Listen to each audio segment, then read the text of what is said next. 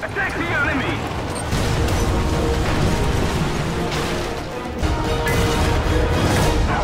Victory is ours! Hello everybody and welcome back. As you can see here, this will be my first really decent battle in the T-54 in 1949. What is quickly becoming one of my favorite maps, the abandoned factory map, because there's no squishy terrain to slow your tank down. Also, most of these tanks and most of these maps are geared towards short, close combat, and, well, this map is really good for it. So, particularly when you're driving Soviet tanks, it's definitely their forte.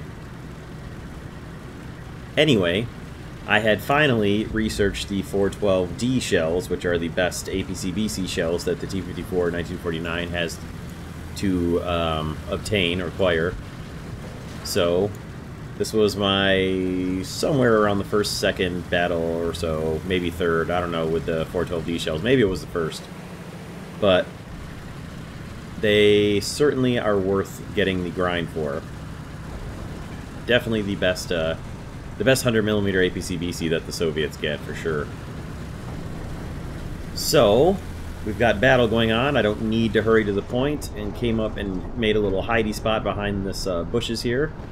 And I didn't have to wait too long before it paid off. As you can see, there's an M60 going by. I was able to drive up, move into ambush position as he went behind the big rack of pipes there. And then a Sheridan goes zipping by behind him, but I still had to reload. I was a bit concerned with the Sheridan, because he should have seen the M60 get killed right in front of him. But before I really had to do anything about him, kind of waiting here to see if he's going to come out and try to get a shot at me. And then the T-62 up there takes him out, so easy peasy. Gonna push forward, taking a peek off to the left, move on up underneath here, join up with this T-10 up in front of me and see if I can push through, have a little bit of assault breakthrough tank escort with me here, so hopefully he can go on ahead and soak up some damage and I can follow up behind him and take it out for him. That's not exactly what happens, but that's kind of the idea and the thought behind waiting for him to go and catch up. And naturally, right as I get to the point, I lose my engine. Thankfully, the guy who hit me was taken out almost immediately thereafter, so I wasn't in any immediate danger of a follow-up shot taking me out, but boy, what a long repair this was. Thought for sure I was just gonna sit here repairing until I finally got killed, but I actually didn't for once, so that was a nice little change of things. And a couple enemies up ahead being not so sneaky about their presence and shooting away at our teammates up here. The T-10 off to my right getting hit by an M42. And right as I'm about to finish repairing, I start getting lit up by something.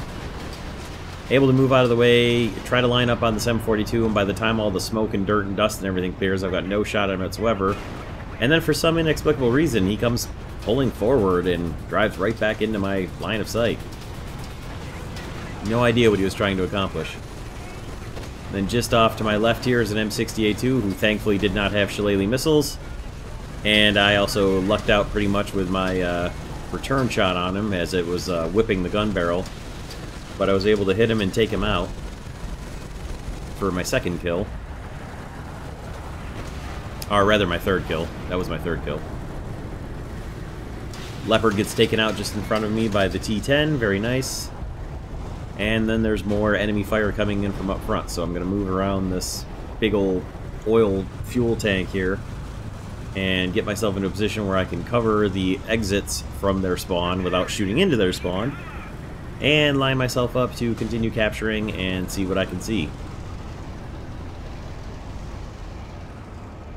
And again, I wouldn't have to wait very long before the exact same M60 driver comes along.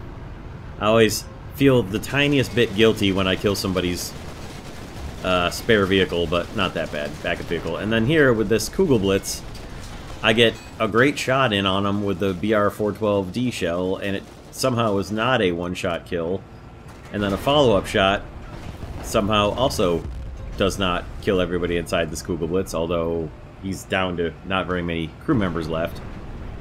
And then finally the third shot is able to score my ace kills for the battle and continue to sit inside the B point and capture.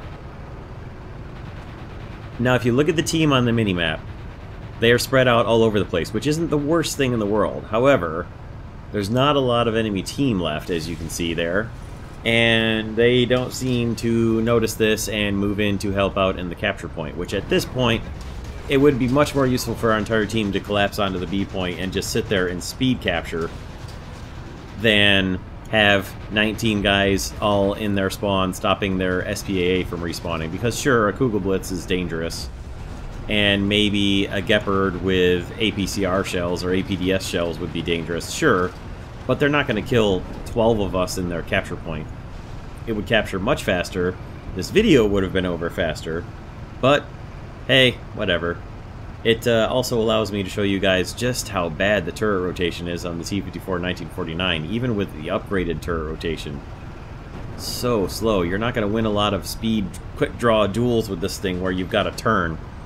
Basically, you're going to want to actually turn the tank as well as the turret while you're trying to get the turret turned around. Because, boy, look at that. That is just not fast at all.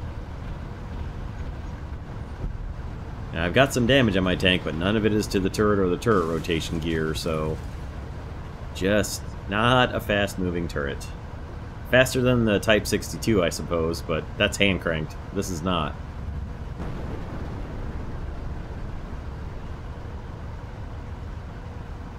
Anyway, we've got a lot of guys spread out south and a couple more SPAA coming out of our northern cap, or northern spawn, rather.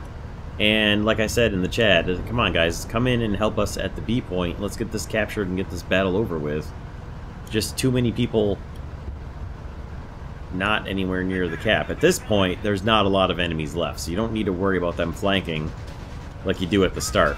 Collapse onto the point here. If they come in and flank, they come in and flank. There will be 9 or 10 of us on the cap. We'll be able to handle 1 or 2 of us getting killed. It's worth it for everybody. But by the time they even started moving towards the B point, we had it captured out, and there it was finally. I ended up with 5 kills, 1 zone captured to finish off the battle, and no deaths in a first place. So not an exceptional battle by any means, but not a poor battle either, and really the first good battle I've had with my T-54 1949. I was researching my T-44 100 at the time. I have since finished that, as you guys know. And there you have it. 5 kills, 1 capture, first place. Not even close to first place overall in the battle, but first place on our team, good enough.